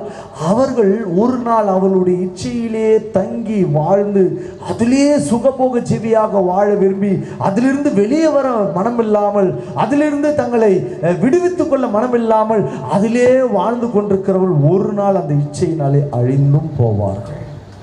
வேதம் தெளிவாய் சொல்லுகிறது, பாவத்தின் சம்பளம். அப்போ அந்த இச்சைக்கான சில காரியங்களை அவர்கள் விட விருப்பம் இல்லாமல் இருக்கும் பொழுது அந்த ஆசையும் அந்த இச்சைகளும் அதை கொண்ட மனிதர்களும் ஒரு நாள் ஒழிந்து போவார்கள். வாசிங்க. தேவனுடைய சித்தத்தின்படி செய்கிறவனே, கிறிஸ்துவின் அன்பிலே இருந்து அப்பாவின் விருப்பத்தின்படி செய்கிற நீங்களோ என்றென்றைக்கும் நிலைத்திருப்பீர்கள். நல்ல கையை தட்டி ராஜாவுக்கு, மகாராஜாவுக்கு நல்ல கையை தட்டி, நல்ல கையை தட்டு, நல்ல கையை தட்டு. தேவ சபையே, தெளிவாய் பவுல் சொல்லுகிறார். இன்றைக்கு அப்படிதான் இந்த உலகத்தோடு கூட நண்பர்களோடு நாம் பழகி பழகி பழகி நம்ம இருத்தை காம்ப்ரமைஸ் ஆகுது. டிவி பார்க்கிறவனோடு சேர்ந்தா டிவி தான் பார்ப்பேன். பொய்ய வாயை திறந்து அப்படியே அருவி மாதிரி கொட்டி பேசுறவனோடு கூட இருந்தா நீயும் எளிமையா பொய் பேச ஆரம்பிப்ப. அநீதியை மிகுதியாய் தார்மீகமாய் செய்கிறவனோடு கூட இருந்தா நீயும் அநீதி செய்வேன். அசுத்த இச்சை உள்ளவனோடு கூட நீ பேசினா அவனை போல அசுத்த சிந்தையோடு கூட நீ வாழ்வ. அசுத்தனோடு கூட இருந்தால் பரிசுத்தமான இருக்கிற நீயும் அசுத்தனாய் மாறி விடுவேன். குடிக்கிறவனோடு சேர்ந்தா குடிக்காரனா ஆவேன். சிகரெட் பிடிக்கிறவனோடு சேர்ந்தா சிகரெட் பிடிக்கிறவனா மாறுவேன். விபச்சாரம் செய்கிறவனோடு கூட இருந்தா நீயே விபச்சாரம் உள்ளவனா தான் மாறுவேன். ஏன் ஆண்டவர் பிரித்து வைத்திருக்கிறார்? காரணம் புரியுகிறதா? சபைக்குள்ள வந்துட்டவனுக்கு பரிசுத்தத்தை தாயா சபை போதிக்கும். பக்கத்துல சொல்லுங்க, நீங்க சபைக்கு வந்தது பரிசுத்தத்தை மாத்திரமே கற்றுக்கொள்வதற்கும் வளருவதற்கும் அதிலே வாழ்வதற்கும். எத்தனை பேர் ஆமென் சொல்றீங்க? அல்லேலூயா. பக்கத்துல சொல்லுங்க, இயேசு உங்களை ரொம்ப நேசிக்கிறார். அவரை போல மாறுபடிக்கு நேசிக்கிறார். நீங்க அவராகவே மாறுபடிக்கு நேசிக்கிறார். அல்லேலூயா. ஆனால் இந்த உலக காரியத்தை வெளியவே பார்த்த நம்ம ஜனங்களுக்கு உள்ளேயும் சில நேரத்தில் பிரச்சனை வருது. சபைக்கு வரவங்களுக்கும் சில நேரத்தில் பிரச்சனை வருது. என்ன பிரச்சனை தெரியுமா? பவுல் ஒரு நபரை குறித்து எழுதுகிறார். 2 தீமோத்தேயு 4ஆம் அதிகாரம் 10ஆம் வசனம் வாசிங்க. ஏனென்றால் தேமா இப்பிரபஞ்சத்தின் மேல் ஆசை வைத்து, தேமா என்கின்ற ஒரு சீஷன் இந்த உலகத்தின் மீது ஆசை வைத்து என்னை விட்டு பிரிந்து, நல்ல கவனிங்க, இப்பதான் ஆவிக்குரிய சத்தியம். இது ஒரு முக்கியமான சத்தியம். சபைக்குள்ள இருக்கிற ஒவ்வொரு விசுவாசிகளுக்கும், சீஷர்களுக்கும், உடன் ஊழியர்களுக்கும், வாலிபர்களுக்கும் பவுல் எழுதுகிற ஒரு அழுத்தமான ஒரு சத்தியம் அது. ஏனென்றால் தேமா என்கின்ற சீஷன் இப்பிரபஞ்சத்தின் மீது ஆசை வைத்து என்னை விட்டு பிரிந்து, இந்த ஊழியக்காரனாகிய இந்த மெய்ப்பனாகிய என்னை விட்டு தெசலோனிக்க பட்டணத்துக்கு போய்விட்டான். கிரேஸ்கே கலாத்தியா நாட்டிற்கும் தல்மாத்தியா நாட்டிற்கும் போய்விட்டான். அவர்கள் எல்லாரும் போயிட்டாங்க. ஆனா ஒருத்தன் மட்டும் பின்மாற்றம் ஆயிட்டானா? இதனுடைய வேறொரு டிரான்ஸ்லேட் அழகா சொல்லுது, தேமா இந்த உலகத்தினுடைய போக்கை விரும்பினானாம். ஹலோ, இப்பிரபஞ்சத்தின் மீது ஆசை வைத்து என்னை விட்டு பிரிந்து போனான் என்று அந்த வார்த்தை சொல்லுது இல்லையா? அதனுடைய வேறொரு பின்னணி வசனம் இவ்விதமாய் சொல்லுகிறது, வேறொரு மொழியாக்கம் எவ்விதமாய் சொல்லுகிறது. இந்த உலகத்தை பெருசா பார்த்து இந்த உலகம் போற போக்குக்கு, நல்லா கவனிங்க, இந்த உலகம் போற போக்குக்கு தன்னை அப்படி திருப்பிக்கிட்டான். யாரை விட்டு? உலகத்தை வெறுத்து, உலகத்தினுடைய அனித்தியமான எல்லா ஆசை இச்சைகளையும் வெறுத்து விட்டு உபதேசம் பண்ண மெய்ப்பனை விட்டு, சபையை விட்டு விட்டு, ஊழியத்தை விட்டு விட்டு இந்த பிரபஞ்சத்தின் மீது ஆசை வைத்து இப்பிரபஞ்சத்தினுடைய உலக வழிபாடுகளுக்கு நேராக மனம் போகிற ஒரு வழியை அவன் தேர்ந்தெடுத்து உலகத்திற்குள் அவன் வழுவி போய்விட்டானா. இன்றைக்கு விசுவாசிகளுக்கு சொல்லுகிறேன், வாலிபர்களுக்கு சொல்லுகிறேன், உங்கள் மெய்ப்பர்களோடு கூட நீங்கள் இருப்பதுதான் ஆண்டவர் உங்களுக்கு வைத்திருக்கிற நல்ல ஒரு தீர்மானம். ஆமென் சொல்லுங்களேன். ஆமென் சொல்லுங்களேன். சில நேரத்தில் நமக்கு நல்ல மேய்ப்பர்கள் உருவாக்கி வருகிற இந்த காலகட்டங்களிலே நாம் நல்ல விஷயங்களை எளிமையாக கற்றுக்கிட்டு நாம தேவனோடு கூட இருந்து நாம் அதை செய்யலாம், இதை செய்யலாம், அப்போ பண்ணலாம், இதை பண்ணலாம் எல்லாம் சொல்லி மேய்ப்பர்களோடு கூட சில காலங்கள் பயணிப்பார்கள். ஜெப கூட்டம் நடத்துவாங்க, போய் வொர்ஷிப் பண்ணுவாங்க, செய்தி கொடுப்பாங்க, ஆயத்தம் பண்ணுவாங்க, சகல காரியத்திலும் உடன் ஊழியர்களாக இருந்து சகலவற்றையும் தியாகமாய் செய்வார்கள். ஆனால் ஒரு குறிப்பிட்ட காலகட்டங்கள் ஒரு பக்கம் ஆவி ஊழியம் செய்ய விரும்பும், ஆனால் இன்னொரு பக்கம் ரகசிய ஒரு உறவு, ரகசிய உலகத்தினுடைய போக்கு அவங்களுடைய இருதயத்தை கொஞ்சம் கொஞ்சம் வருடிக்கிட்டே இருக்கும். டேய் என்னடா இதெல்லாம் இழந்துட்டு, இதெல்லாம் அனுபவிக்க வேண்டிய வயசுல அனுபவிக்காம இதெல்லாம் விட்டுட்டு அந்த ஆளு கூட போயிட்டு இருக்கிறேடா, அந்த ஆளு உன்னை மாத்திட்டானே, அந்த ஆளு உன்னை இப்படி கிறிஸ்துவுக்குள்ள கொண்டு வந்துட்டானே, அந்த மேய்ப்பன் உன்னை எல்லாமே செஞ்சு மாத்திட்டானே, இதெல்லாம் அனுபவிக்கிற வயசு, இதெல்லாம் திரும்பி இப்பிரபஞ்சத்தை கொஞ்சம் உற்றுப்பான். அங்க பிசாசு இயேசுவை பார்த்து சொல்லிச்சு இல்லையா, இப்பிரபஞ்சத்தையும் இதில் இருக்கிற சகல அதிகாரத்தையும் எல்லாம் ஒரு நிமிஷத்தை காண்பித்து கொடுத்து இது எனக்கு இஷ்டமானவனுக்கு. ஹலோ ஹலோ சபையே கவனிங்க கவனிங்க. உலகத்தினுடைய போக்கு என்று ஒன்று இருக்கிறது அல்லவா, அது நம்மை இப்பிரபஞ்சத்தினுடைய சகல ஆசைகள் மீது தூண்ட ஆரம்பிக்கும். அண்மையில் ஒரு நாள் ஒரு டயலாக் கேட்டேன். ஒரு பத்திரிகையாளர் அரசியலை பற்றி பேசிட்டு இருக்கும் பொழுது, எலெக்ஷனுக்கு முன்னாடி சில காரியங்கள் பணப்பட்டுவாடெல்லாம் பண்ணுறாங்க அப்படி இப்படின்னு சொல்லி பேசிட்டு இருக்கும் பொழுது அவர் சொன்னார் ஒரு வார்த்தை, மனிதனுக்கு முதல்ல அவளுடைய ஆசையை தூண்டி விடுவது தான் இந்த அரசியல் தலைவர்களுக்கு ஒரு வேலையாக இருக்குதுன்னு சொன்னாங்க. ஏன்னா கொஞ்சம் யோசிக்க வைத்தது. ஈஸியாக ஆசையை தூண்டிட்டா ஆட்சியை பிடிச்சிடலாம், ஈஸியாக ஆசையை தூண்டி விட்டால் அவங்க நம்ம பக்கமாக வந்துடுவாங்க. ஒரு உலகத்தானுக்கு ஒரு அரசியல்வாதிக்கு இருக்கிற அந்த அறிவு சாத்தானுக்கு எவ்வளோ இருக்கும் யோசிச்சு பாருங்க. ஆவிக்குரிய எல்லாவற்றையும் வெறுப்பான், உலகத்தை வெறுப்பான், உலகத்தில் காட்டப்படுகிற எல்லாம் வெறுத்து, ஆண்டவரே நீர் எனக்காய் இருக்கிறீர், எனக்காய் பலியானி, என்னை காப்பாற்றி என்னை ரட்சித்தீர், உமக்காய் நான் வாழப்போகிறேன் என்று பரலோகத்திற்கு நேராக சிலுவைக்கு நேராக வந்தவனுடைய ஆசை கொஞ்ச நாளில் இந்த உலகம் காட்டுற சில கவர்ச்சிகளை, சில ஒரு விதமான கவர்ந்திருக்கிற அந்த காரியங்களை, பொருளை, இச்சையை அவன் தூண்ட ஆரம்பிப்பான். அப்படி தூண்டும் பொழுதுதான் ஊழியத்தில் வளர்ந்து வருகிறவர்களுக்கு இந்த மாம்சத்தினுடைய இச்சைகள் மேற்கொள்ள நினைவு மண்டலங்களை மேற்கொள்ள இருதயத்தை அது தொடர்ந்து பிடிக்க ஆரம்பிக்க அவர்கள் அதை விட்டு கொடுக்க முழுமையாய் உலகம் இருதயத்தில் சேர்ந்த உடனே ஒரு நாள் ஊழியக்கார பார்த்து, யோ போயா சபைக்கு என்னையா பிரயோஜனம், என்ன நடந்தது சபைக்கு இல்லை எனக்கு ரொம்ப வேலையாக இருக்கிறேன், இல்லை என்னை வேலையில் பொறுப்பாளியாக போட்டுட்டாங்க, இல்லை நான் தான் வேலையில் முன்னாடி இருக்கணும், இல்லை நான் தான் அந்த வேலைக்கு முழு பொறுப்பாளி, என்னை நம்பிதான் அவங்க இந்த பொறுப்பை கொடுத்துட்டாங்க என்று சொல்லி மகாராஜாவுடைய ராஜ்யத்தின் பணியை அபத்தமாக்கி அவர்கள் உலகத்திற்கு நேராக, பணத்திற்கு நேராக, பொருளாசைக்கு நேராக, சுய பெருமைக்கு நேராக தங்களை ஒரு பெரிய ஒரு நபராக, ஒரு பெரிய அந்தஸ்துள்ளவனாய் மாற்றிக்கொள்வதற்கு நேராக உலக போக்கை அவர்கள் பற்றி கொள்ளுகிறார்கள். அதனால தான் சொல்றது, ஞாயிற்றுக்கிழமை தேவன் உங்களோடு கூட பேசும்படிக்கு நீங்க எல்லாரும் சபையை கூடி வாங்க, சபையில் உட்கார்ந்து கர்த்தரை முழு மனதோடு கூட ஆராதிங்க, கர்த்தரை முழு மனதோடு தேடுங்க, கர்த்தர் சொல்லுகிற சத்தத்தை கவனமாக கேட்டு உங்கள் இருதயத்தில் வசனத்தை வையுங்க. உங்கள் ஆவிக்குரிய வாழ்க்கையில் நீங்கள் முன்னேறுவதற்கு சபையோடு கூட இணைந்துருங்க, ஜெபத்தில் விழித்திருங்க, உபவாசத்தில் உட்காந்துருங்க, வேண்டுதல் ஜெபம் பண்ணுறதுல உறுதியாக தரித்திருங்க, மேய்ப்பர்களோடு கூட இருக்கிற ஐக்கியத்தில் தொடர்பாக இருங்க. இதெல்லாம் ஏன் சொல்லுகிறோம்? இந்த பிரபஞ்சத்தின் ஆசைகள், உலக போக்கினுடைய ஆசை எனக்குள் வந்துவிடாதபடிக்கு என்னை நானே பாதுகாத்து கொள்ள, என்னை கிறிஸ்துவின் அன்புக்குள் வளர்த்து கொள்ள, அதை நான் கட்டியமைத்து நான் பாதுகாத்து கொள்ள நான் எப்பொழுதும் பவுலோடு கூட, மேய்ப்பனோடு கூட, ஊழியனோடு கூட இணைந்திருக்க தேவன் விரும்புகிறார். அல்லேலூயா, அல்லேலூயா. நீங்க பார்த்திருப்பீங்க, ஒரு சிலர் நல்ல ஆவியில் ஆரம்பத்தில் நல்லா வந்திருப்பாங்க, ஆனால் நாளுக்கு நாள் அவர்களுடைய ஆவிக்குரிய வாழ்க்கையில ஏதோ ஒரு முக்கியத்துவம் தங்களுக்குரிய ஒரு முக்கியத்துவத்தில் மாட்டியிருப்பாங்க. ஒரு நாள் ஒரு ஊழியர் சொன்னார், ஒரு சகோதரர் சொன்னார், நல்ல சபைக்கு முன்னாடி உட்காந்துருப்பார், உங்கள மாதிரி தான். வசனத்தை பேச ஆரம்பிச்சா முதல்ல அவர் தான் படிப்பார், பாட்டுனாம முதல் சத்தமாக அவரை மைக்கில் அப்படியே கத்தி பாடுவார். அவ்வளோ நல்லா இருந்தவர். ஒரு நாள் திடீர் சபையை விட்டு வெளியே போயிட்டார். ரொம்ப நாள் கழிச்சு, மாதங்கள் கழித்து, வருஷங்கள் கழித்து அவரை மீட் பண்ணுறேன். என்ன பிரதர், நான் உங்களை சர்ச்சுக்கு வந்து நீங்கள் வரேன்னா, அண்ணே நான் சர்ச்சுக்கு வருதில்ல அண்ணே. ஏன் பிரதர், என்ன ஆச்சு? அவர் சொன்ன ஸ்டேட்மெண்ட் சொல்கிறேன். அண்ணே பெருசாக அந்த சர்ச்சில் எனக்கு முக்கியத்துவம் இல்லைண்ணே, பெருசாக எனக்கு எந்த ஒரு ரோல் அங்கே இல்லைண்ணே.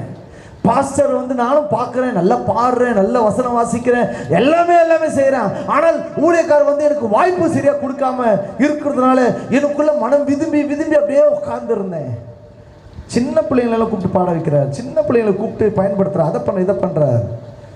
பார்த்தேன் ஒரு லெவலுக்கு மேலே என்னால் அங்கே சமாதானத்தோடு உட்கார முடியல. இப்போ நான் வெளியே வந்துட்டேன். இப்போ நான் ஒரு சபைக்கு போயிட்டுருக்கிறேன். அந்த சர்ச்சில் நான் பாட வைக்கிறாங்க, வசனம் வாசிக்க வைக்கிறாங்க, செய்தி கொடுக்க வைக்கிறாங்க, வர்ஷிப் பண்ண வைக்கிறாங்க, முக்கியத்துவப்படுத்துகிறாங்க. ஹலோ, சபைக்கு நீங்கள் முக்கியத்துவம் கொடுக்கணுமே தவிர சபை உங்களுக்கு முக்கியத்துவம் கொடுக்காது. பக்கத்தை பார்த்து சொல்லுங்க, பக்கத்தை பார்த்து பேசுங்க. நீங்கள் சபைக்கு முக்கியத்துவம் கொடுக்கணும். சபை உங்களுக்கு முக்கியத்துவம் கொடுத்து தூக்கி வைக்காது.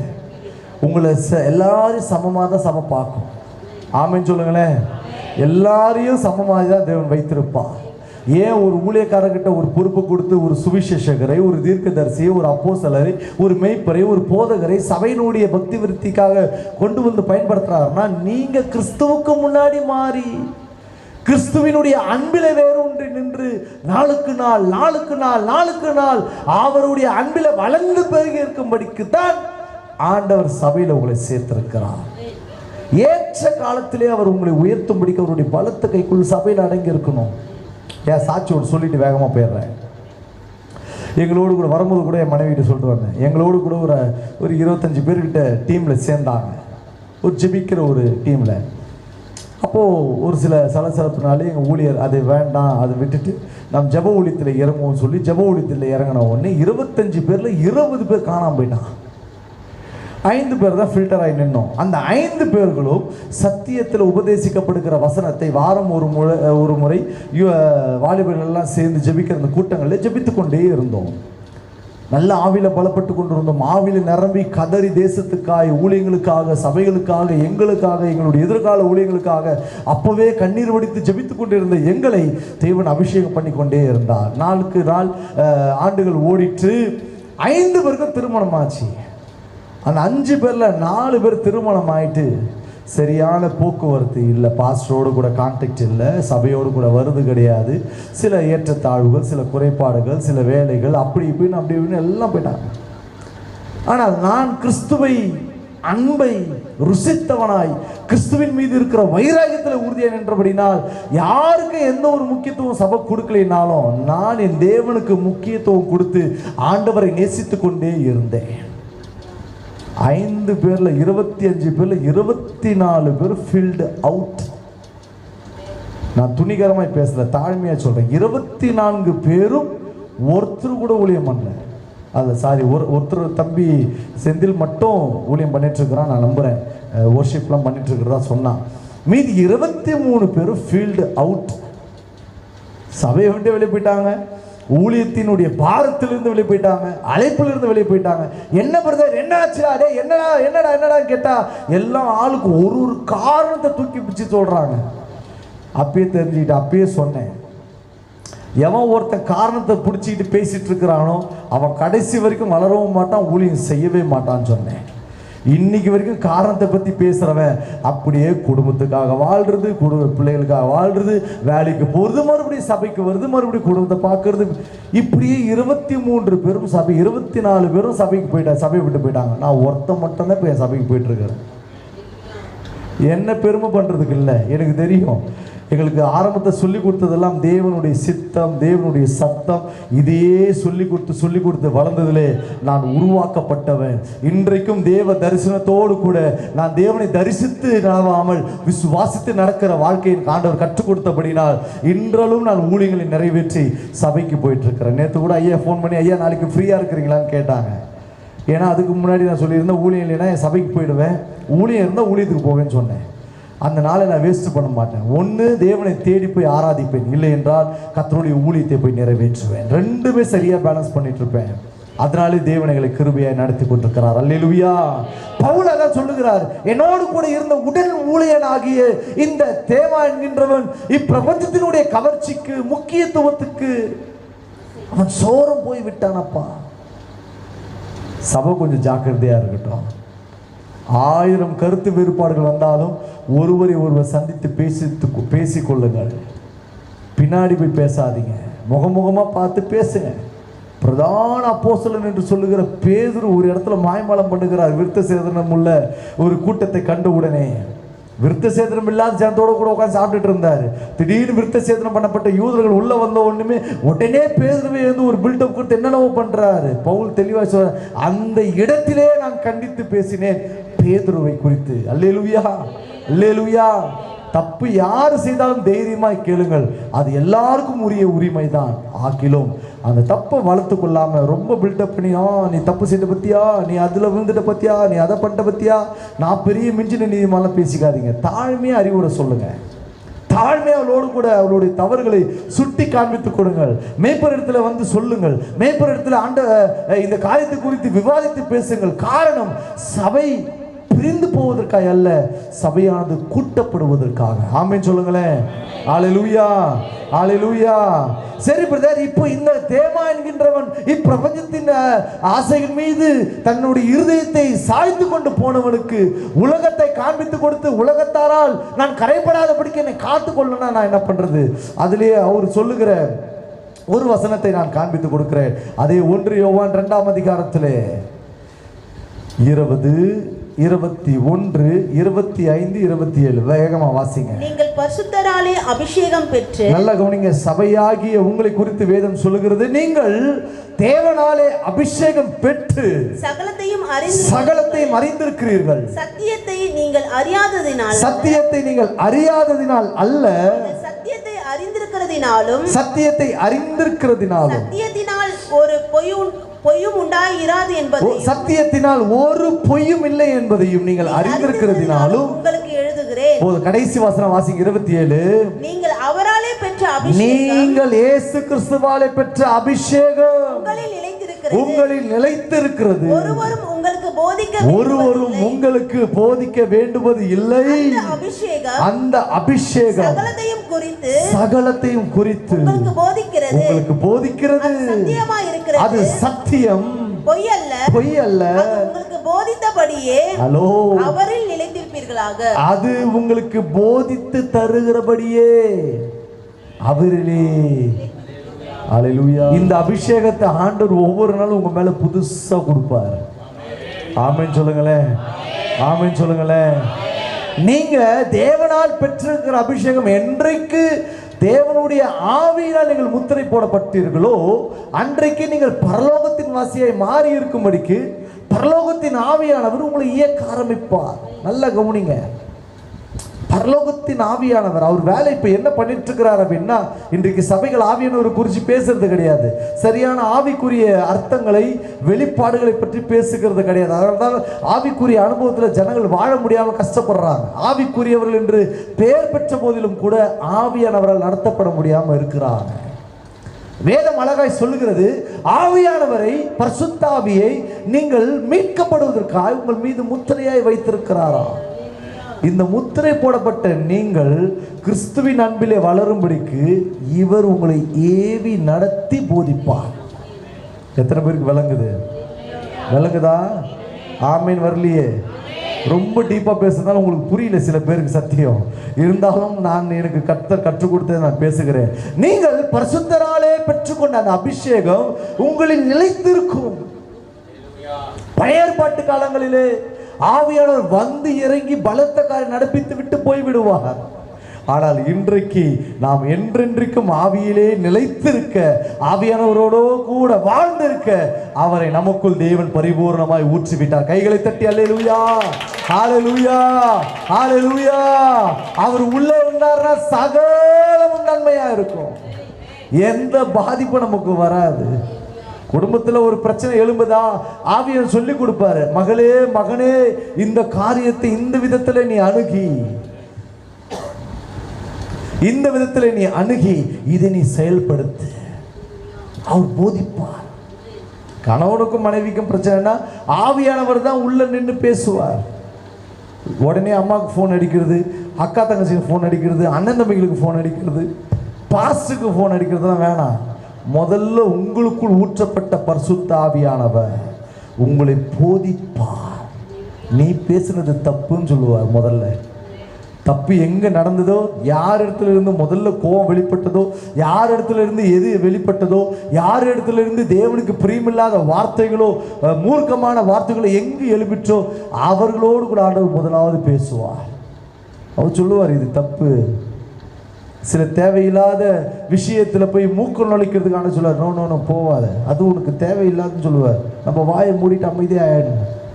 இல்லை இல்லை ஆண்டவரே, நான் போய் பேசினால்தான் அவளுக்கு அறிவு வரும் ஆண்டவரே, நான் போய் நின்றால் தான் அவளுக்கு அமைதி ஆகலாண்டவர். அந்த வேலைலாம் நம்மளுக்கு வேணாம். ஆண்டவர் உங்களை ஆவியில ஏவாம, ஆவியானவர் உங்களை ஏவ துவங்காம நீங்க எந்த ஒரு காரியத்தை பண்ணினா அது கலகமும் சண்டையாக தான் முடிந்து தீரும். ஆவியானவர் இருந்தாருன்னா அங்கே ஜீவனும் சமாதானம். சத்தமா சொல்லுங்களேன், ஜீவனும், ஆவியின் சிந்தை ஜீவனும் சமாதானம். அவர் உங்களுக்குள்ளே இருப்பாரானால் இப்பிரபஞ்சத்தை குறித்து கவர்ச்சிகளோ ஆசைகளோ இச்சைகளோ மேலெழும் பொழுது அவர் சொல்லுவார், மகளே இதை விட்டு. நான் இதெல்லாம் இந்த ஆவியானவருடைய பேக்கேஜுக்குள்ள இருக்குது, நல்லா கவனிங்க. ஆனால் நாங்கள் அறிவிக்கிற, நீங்கள் பெற்றிருக்கிற ஒரு பேக்கேஜ் ஒன்று உண்டு. அது நித்தியமாய் உங்களை வார்த்தையிலே, உங்களை தேவனுடைய சித்தத்திலே, உங்களை தேவனுடைய அன்பிலே நிலைத்திருக்கும்படிக்கு நடத்துவார். ஹல்லேலூயா, ஹல்லேலூயா. அவர்தான் ஆவியானவர். ஹல்லேலூயா. சரி, இரண்டாவது ஒரு காரியத்தை பார்க்கலாம். எந்த ஒரு காரியம் இயேசுவினுடைய அன்பிலிருந்து நம்மை பிரிக்க பார்க்கிறது? முதல் காரியம் என்ன பார்த்தோம்? உலகமும் உலகத்தில் இருக்கிற ஆசைகளும் இச்சைகளும், கண்களின் இச்சை, மாம்சத்தின் இச்சை, ஜீவனத்தின் பெருமையை கொண்டு வருகிற பிசாசை நாம் பார்க்க ஆரம்பிக்கும் பொழுது, அவன் காண்பிக்கிறதை பார்க்க ஆரம்பிக்கும் பொழுது இருதயம் வழுகி போகிறது. அதனால அன்பில வளர முடியாமல் தேய்மானத்தில் வளர்கிறோம். ஆனால் இரண்டாவது ஒரு முக்கியமான காரியம் சொல்லுகிறது, வேறு ஒரு விதத்தில் இன்றைக்கு அநேகருடைய ஆவிக்குரிய வாழ்க்கையில் கிறிஸ்துவினுடைய அன்பில் குறைந்திருக்கிறதை நாம் வாசிக்கலாம். எடுத்துக்கொள்ளுங்கள், யூதா எழுதின யூதாவின் புஸ்தகம் 1ஆம் அதிகாரத்திலே 17 to 23 வரைக்கும் வாசிங்க. நீங்களோ பிரியமானவர்களே, நீங்களோ பிரியமானவர்களே, நம்முடைய கர்த்தராகிய இயேசு கிறிஸ்துவின் அப்போஸ்தலரால் முன் சொல்லப்பட்ட வார்த்தைகளை நினைவு கூறுங்கள். அப்போஸ்தலர்களால் சபைக்கு முன் சொல்லப்பட்ட வசனங்களை நினைவு கூர்ந்து கொள்ளுங்கள். கடைசி காலத்திலே தங்கள் துன்மார்க்கமான இச்சையின்படி நடக்கிற, நல்ல கவனிங்க, தங்கள் துன்மார்க்கமான இச்சைகளின்படி நடக்கிற பரியாசக்காரர்கள் தோன்றுவார்கள் என்று உங்களுக்கு சொன்னார்களே. இவர்கள் பிரிந்து போகிறவர்களும், நல்ல வசனத்தை படிக்கணும் ஒழுக்கமா, இவர்கள் பிரிந்து போகிறவர்களும் ஜென்ம சுபாவத்தார்களும் ஆவி இல்லாதவர்களுமாமே. நீங்களோ பிரியமானவர்களே. போதும். வேதம் அழகாய் சொல்லுது பாருங்க.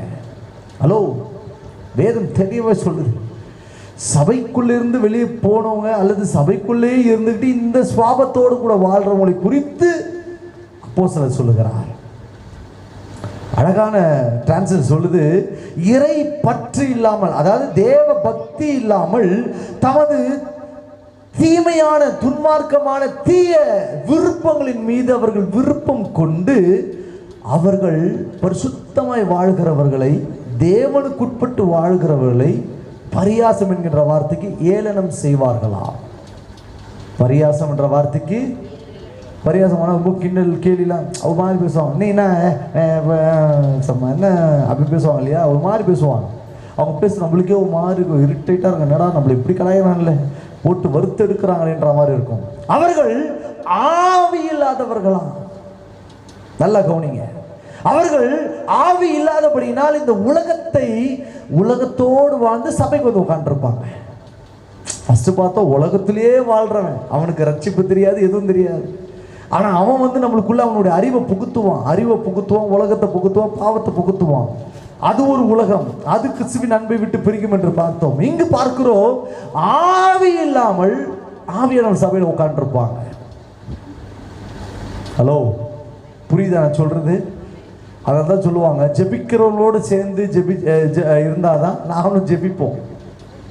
பரிசுத்தத்தை குறித்து பேசுறவங்களோட கூட பேசினாதான் நம்மளும் பரிசுத்தையே அதிகமாக பேசுவோம்.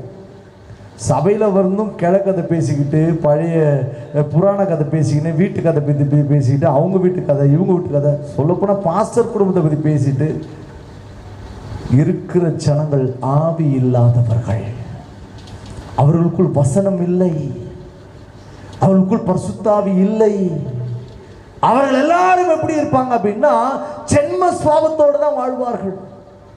ஒன்று சொல்லுகிறேன், ரட்சிக்கப்பட்ட உடனே ஒரே நாள் நீங்கள் பரிசுத்தமாய் மாறிவிட முடியாது. நல்லா சொல்றத கவனிங்க.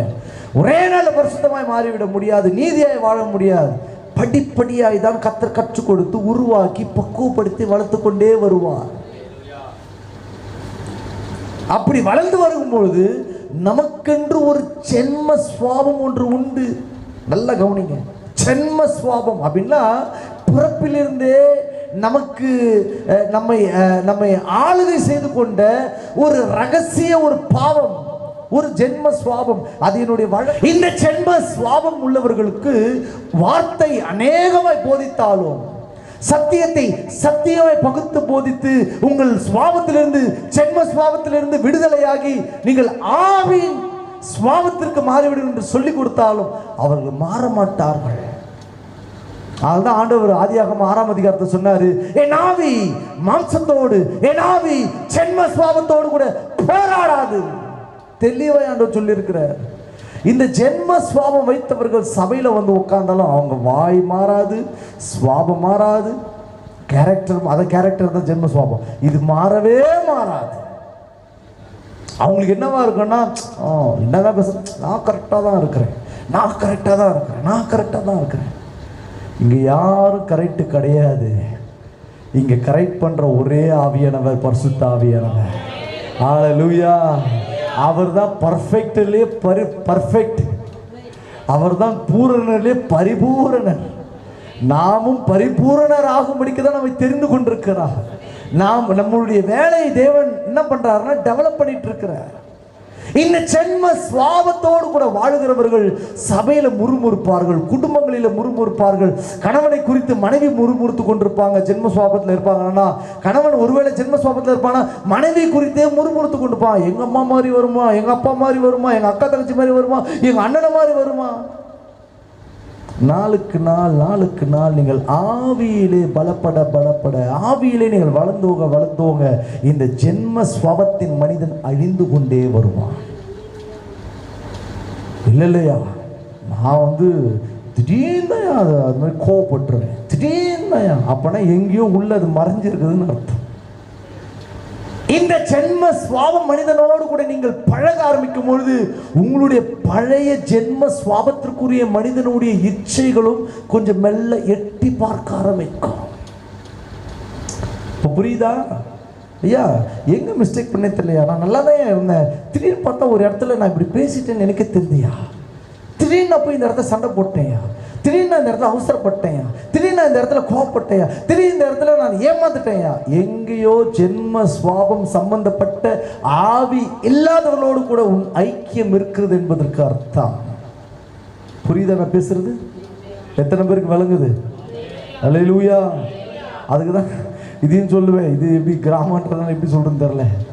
சென்னைக்காக கர்த்தருக்கு ஸ்தோத்திரம். சென்னையில் இந்த கம்யூனிட்டி பிரச்சனைலாம் கிடையாது. சென்னையில் தாண்டி வந்துட்டா தான் இந்த பிரச்சனைலாம். எங்கள் சமூகம் யா, நாங்கள் தான் யா, நீ ரட்சிக்கப்படவே இல்லைன்னு அர்த்தம்.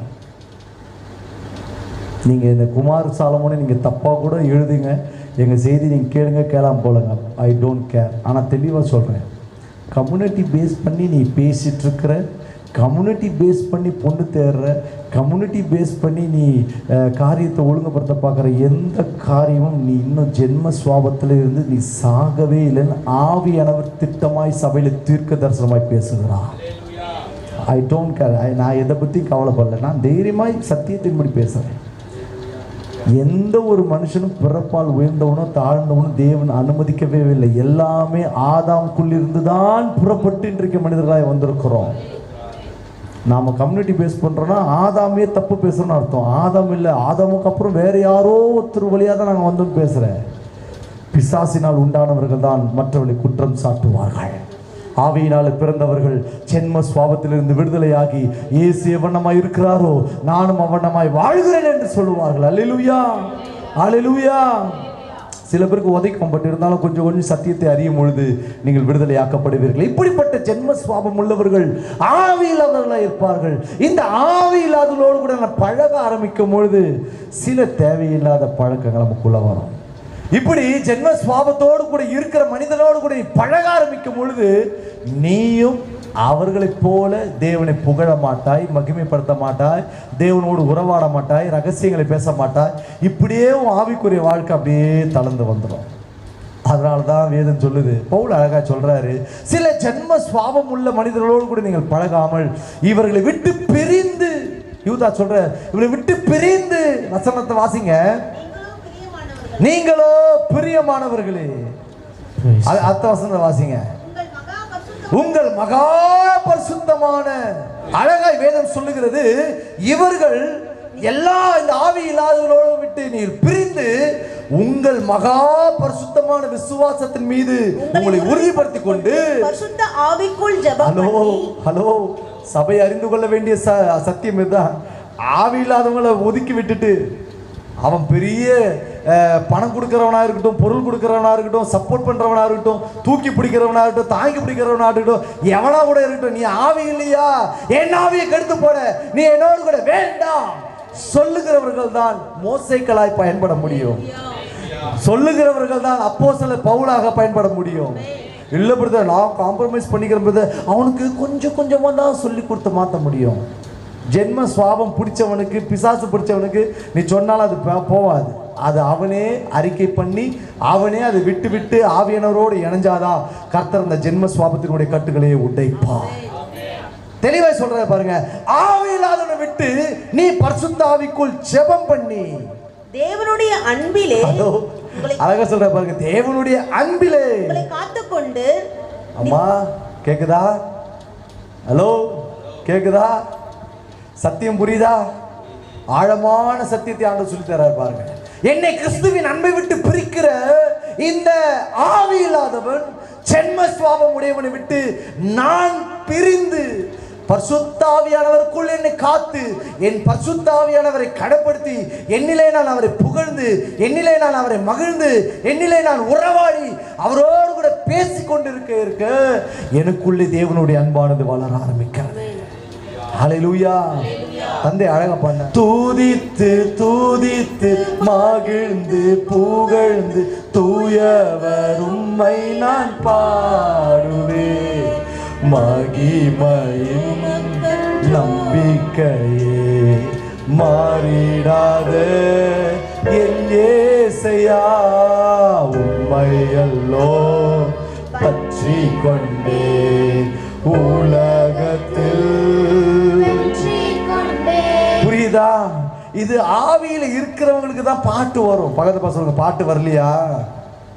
ஏன் கீழே கொஞ்சம் இருக்கிறேம்மா? பக்கத்தை பார்த்து பேசுங்க, பாட்டு வரலையா? பாட்டு வரலையா? கேளுங்க பக்கத்தை பார்த்தா, பாட்டு வரலையா? எங்கேயும் ஆவி குறைஞ்சிருக்குது. வசனத்துக்கு ஆமீன் வரலையா? எங்கேயும் ஆவி குறைஞ்சிருக்குது. எங்கேயோ வார்த்தைக்கு அல்லையா வரலையா? எங்கேயோ மகிமை குறைஞ்சிருக்குது. நான் பைபிள் காலேஜ் படிக்கும்போது ஒரு பிரின்சிபால் வந்து பேசினார். அவர் வந்து டீச் பண்ண ஆரம்பிக்கும் போது எனக்கு முன்னாடி இருந்தவர் ஒரே கொட்டாவியாக விட்டுருந்தார். அவரை பார்த்துட்டு உன் மேலே ஷெக்கினா இல்லைன்ட்டு எனக்கு ஒன்றுமே புரியல.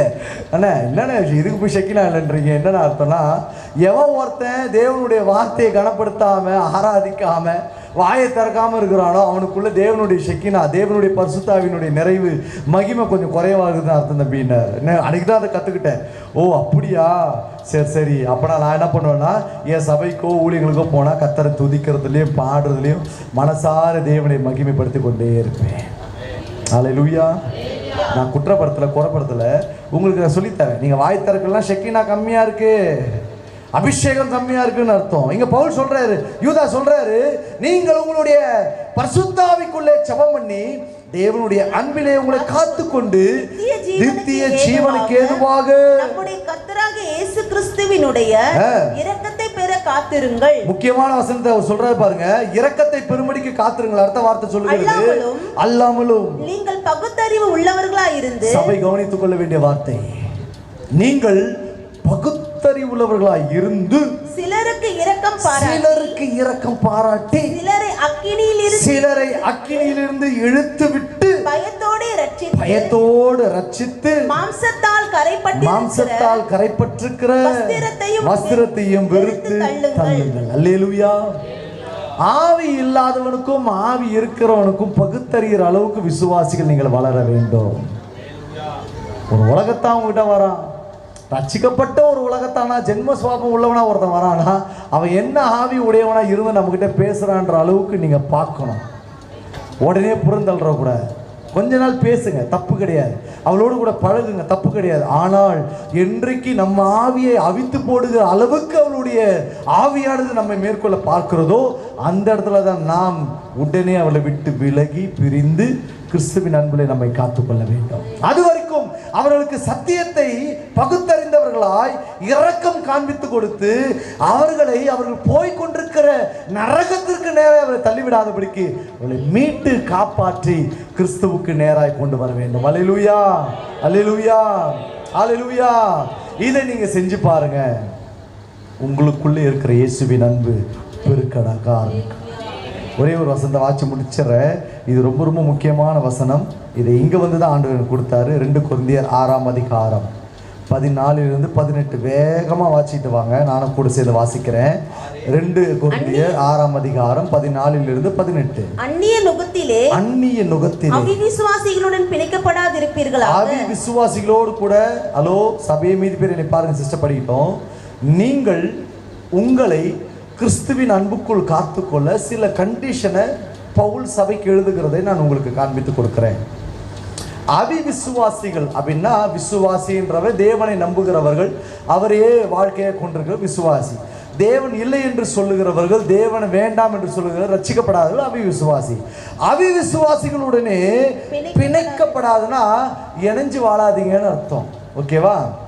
அப்படி அவங்களோடு கூட இணைஞ்சு வாழ்றதுனால விசுவாசி என்று பெயர் பெற்றிருக்கிற நாம், விசுவாசத்தை நம்பி வாழ்கிற நாம், அவர்களை போல சில நேரத்தில் அவிசுவாசமாய் பேசுவதற்கு சில சமயங்கள் ஏற்பட ஆரம்பிக்கும். அடுத்த வார்த்தை, நீதிக்கும் அநீதிக்கும் சம்பந்தம் ஏது? நீதியை குறித்து பேசுகிற, நீதியின் வசனமாகிய வசனத்தை கேட்டு ரட்சிக்கப்பட்ட, நீதியின் சுவிசேஷமாகிய வசனத்தை கேட்டு ரட்சிக்கப்பட்ட சபைக்கு நீதியிலே தான் நிலைத்திருக்க வேண்டும்.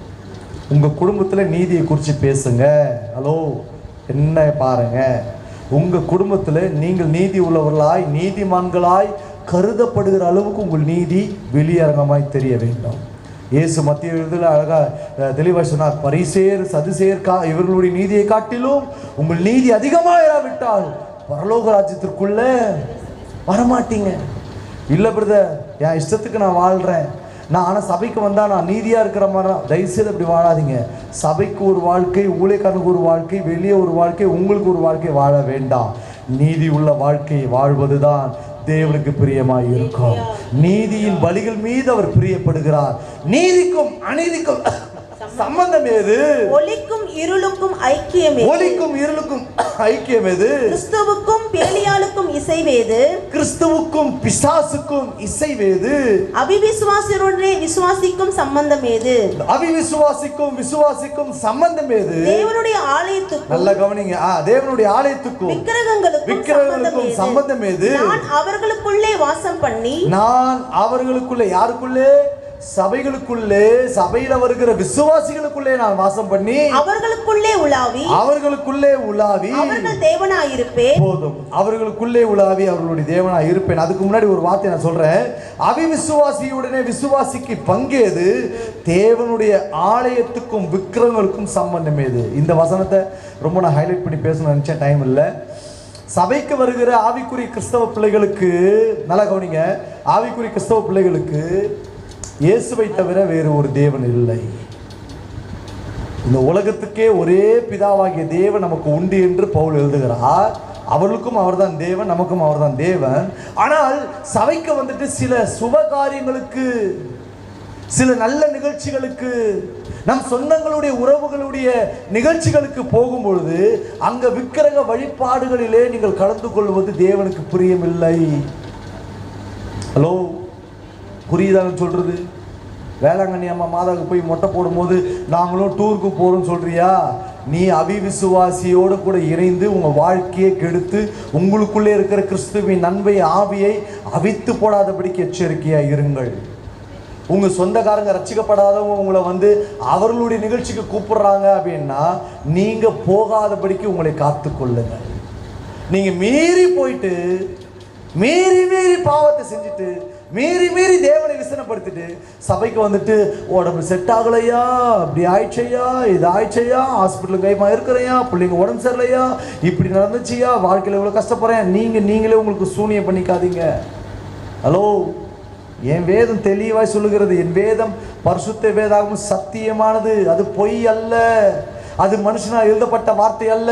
இது தேவனே தம்முடைய வாயை திறந்து பரிசுத்த தேவனுடைய மனிதர்களால் ஆவியினாலே கொடுக்கப்பட்டு எழுதப்பட்ட சத்திய வேதம். அல்லேலூயா. இது சொல்லுகிறது எதுவோ அதைப்படியே நீங்கள் செய்யுங்கள், நீங்கள் ஆசீர்வாதமாக இருப்பீர்கள். தேவனுடைய ஆலயத்தை விட்டு வெளியே போயிடாதீங்க. தேவனுடைய வல்லமையில், வார்த்தையில், சத்தியத்தில் உறுதியாக நில்லுங்க. நீங்கள் கிறிஸ்துவின் அன்பிலே பெருகுவீர்கள். அப்படி கண்களை மூடி ஜெபிக்கலாம். Thank you holy spirit. எல்லாம் கண்ண முடியும். ஆண்டவர்கிட்ட சொல்லுங்க, ஆண்டவரே, இனி நாங்கள் அல்லப்பா, நீங்க தான் இதுக்கப்புறம் எங்கள் ஆளுகை செய்யணும். இனி நாங்கள் கிறிஸ்துவை உடையவர்களாக மாத்திரமே, கிறிஸ்து